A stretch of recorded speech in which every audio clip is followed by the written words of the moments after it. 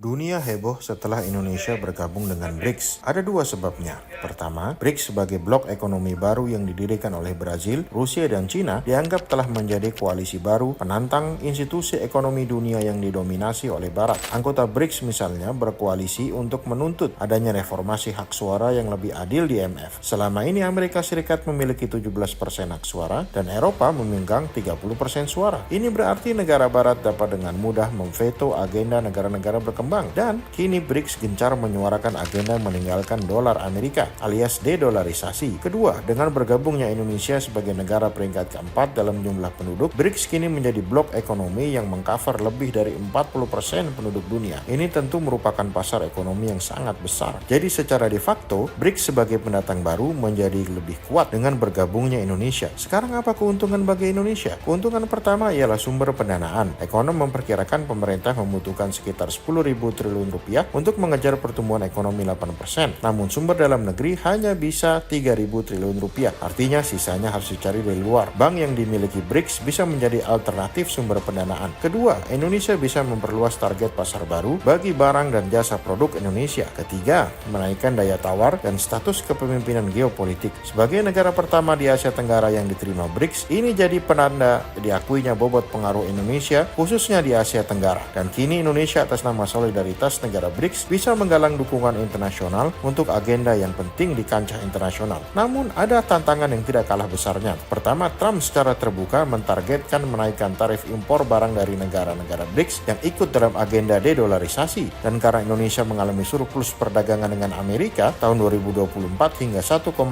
miliar US dollar, bila Trump tersinggung bukan tidak mungkin langkah perang ekonomi juga bisa diterapkan ke Indonesia. Kedua, bila BRICS berevolusi dari blok ekonomi menjadi blok militer, ini tentu bisa menyeret Indonesia ke konflik yang tidak perlu. Saat ini Rusia terlibat perang di Ukraina dan eskalasi ketegangan antara Amerika dengan China karena Taiwan dan Laut Cina Selatan makin meningkat. Inilah mengapa Indonesia perlu tetap dengan prinsip pola hubungan luar negeri bebas aktif. Selain berupaya untuk meredam konflik dan menciptakan perdamaian, Indonesia jangan menutup diri untuk aktif dan bergabung dengan organisasi internasional lainnya di dunia selain BRICS.